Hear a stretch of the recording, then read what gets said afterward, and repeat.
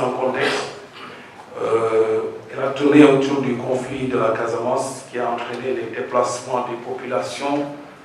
Quand les populations se déplacent, forcément il y aura les pratiques culturelles et religieuses sont perturbées dans certaines zones.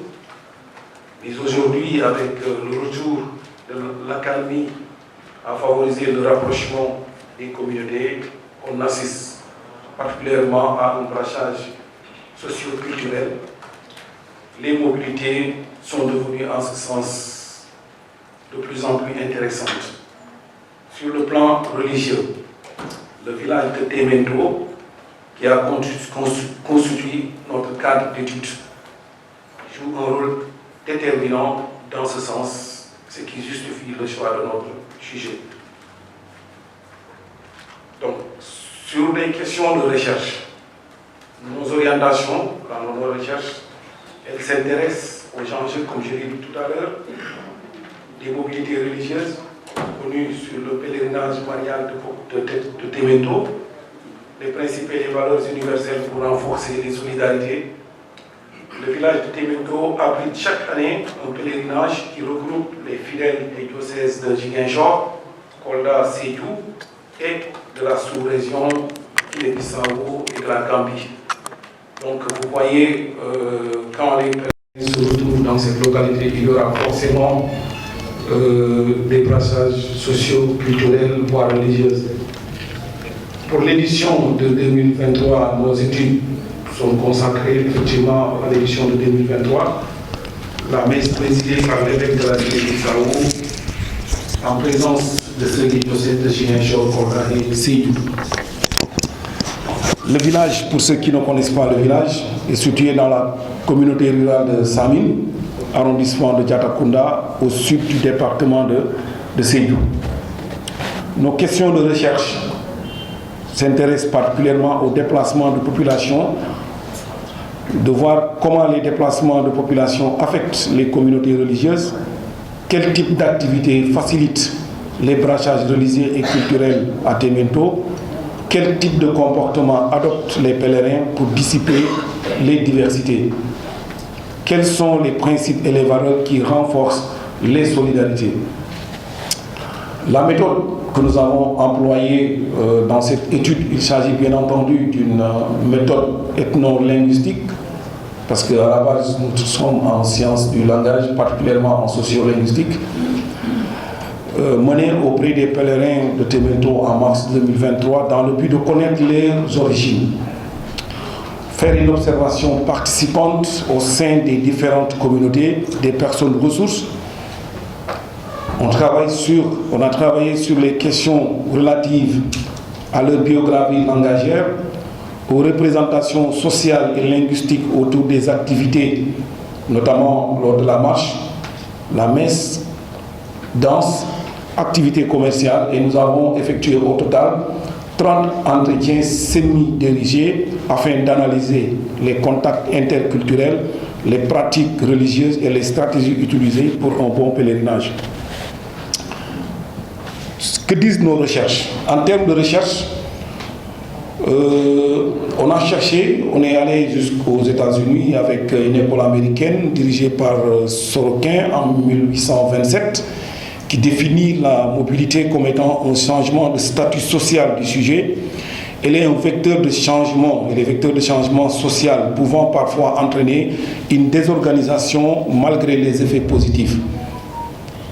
Charbit et al. 1997, la religion renforce les liens transnationaux, crée des sites de rencontre, des moments pour les déplacements d'une zone à une autre. Mentel 2000, les pratiques religieuses se construisent en relation avec les lieux d'origine.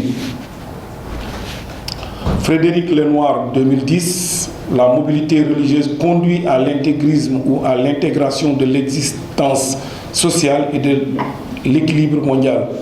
Elle est devenue une caractéristique fondamentale de nos sociétés.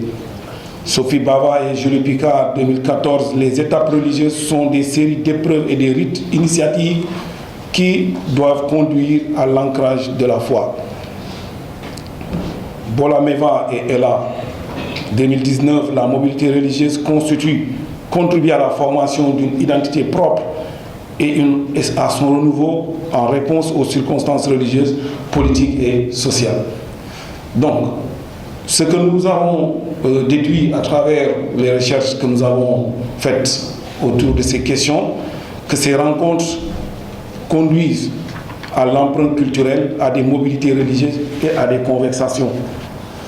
Et nous avons concocté un corpus. Malheureusement, on n'a pas pu faire la présentation sur le PAO à l'écran.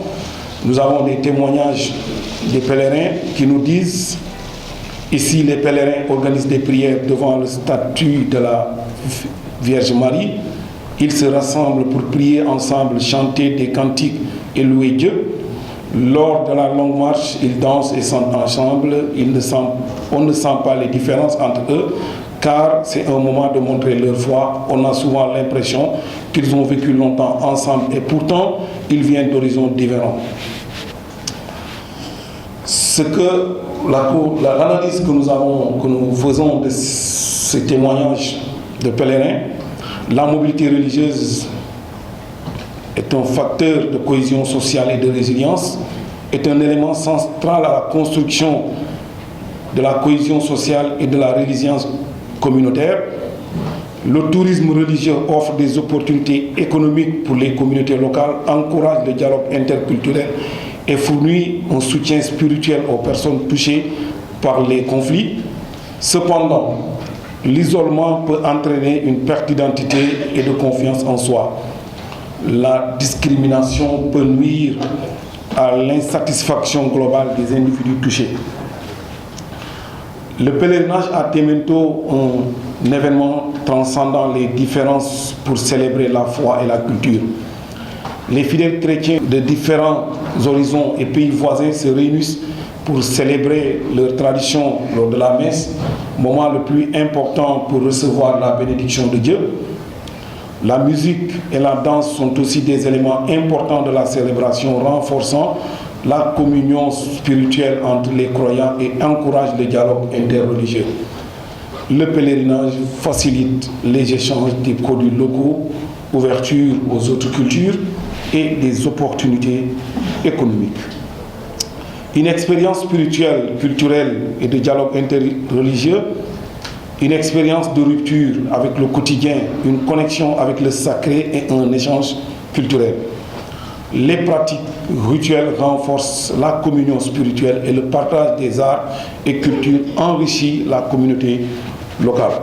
La sécurité comme un enjeu crucial pour la cohésion sociale et le développement économique.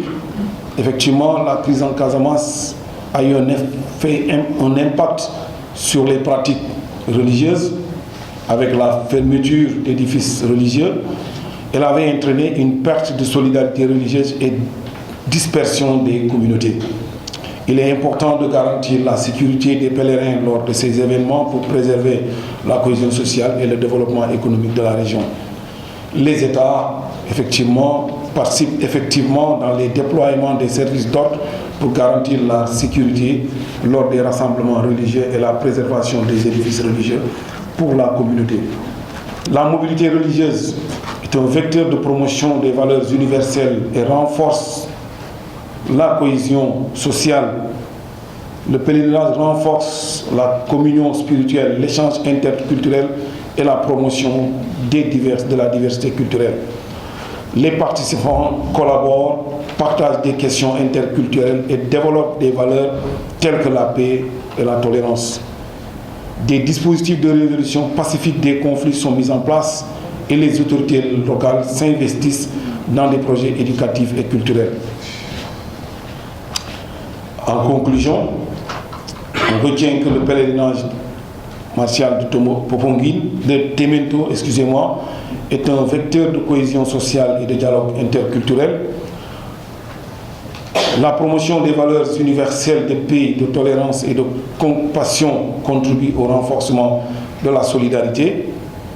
La mobilité religieuse favorise les échanges interculturels, renforce les identités communes grâce aux pratiques linguistiques. Les pèlerins sénégalais, bissau-guinéens utilisent les langues communes telles que le créole, qui est devenue une langue intégrante en Casamance, le Wolof ou parfois le français. Les enjeux sociaux liés aux langues et identités, culture et religion, circulation des cultures cachent les différences et renforcent les solidarités. Et nous terminons notre communication par une citation de Dr Annette Seck Ndiaye, ancien ministre des Sénégalais de l'extérieur, qui a représenté le gouvernement du Sénégal.